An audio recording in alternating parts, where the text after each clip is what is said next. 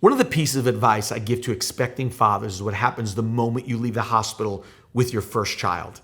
I tell them that you've had around-the-clock care from professionals. You have nurses and doctors that are watching over your newborn, changing their diaper, and just a button away from coming into your room if there's an emergency. The moment you step outside that hospital door, you're on your own, and it's scary. And the place it first starts is when you go in the car. You put that little bundle of joy in the car seat for the very first time, and you start driving. Your driving is now controlled by that precious treasure in your back seat. When we took our firstborn home from the hospital, I drove in a place that I've never been in, and it was only the first time in my life I've been there, the slow lane. The speed limit's at 55, but I have to tell you, I don't even think I hit 55, all because I was being controlled by someone else, my newborn son. Welcome to the 260 journey. The Apostle Paul tells us the same thing about this life. He is a man under another person's control. Let me read it to you. This is 2 Corinthians 5:14. For the love of Christ controls us. Why does Paul preach? His answer is that the love of Christ makes him do it. Paul is a helpless man. Paul is not deciding to do anything on his own. Paul's just saying, I can't help myself. Paul says that the love of Christ controls him, not love for Christ, but Christ's love for us. This is really important to differentiate. It should be our priority that we understand the love of God. Why does temptation and fear and lust often control us? Because we don't understand the love of Christ. To have a revelation of his love for us is to be controlled by that love.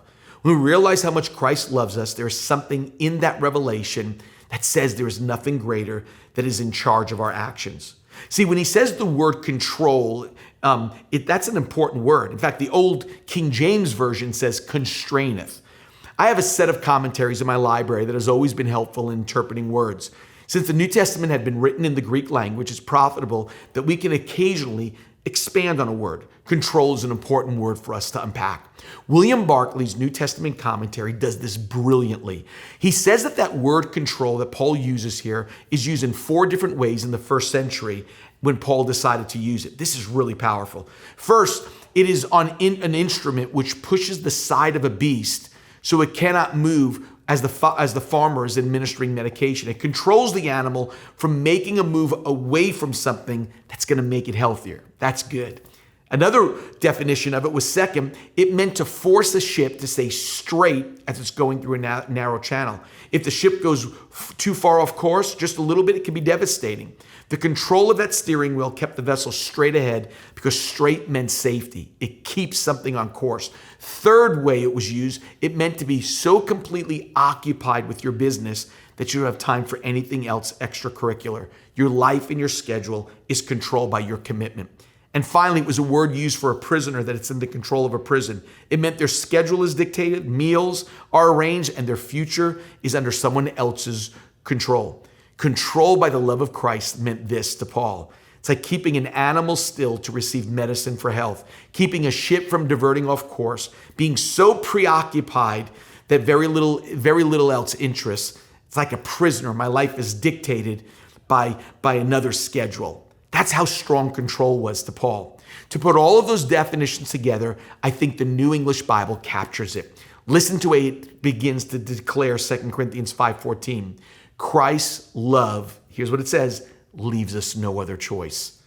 When Hudson Taylor, the man responsible for bringing the gospel to China, interviewed candidates for the mission field, he would always ask about their motivations to go and into the service. Why do you wish to go as a foreign missionary, he would ask.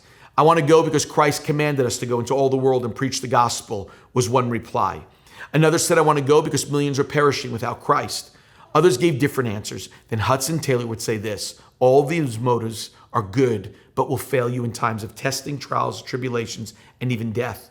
There's but one motive that will sustain you in trial and testing, the love of Christ. That's what controlled Paul, the love of Christ. John Wesley was right when he said, anything that cools my love for Christ is my enemy. Thanks for joining the 260 Journey.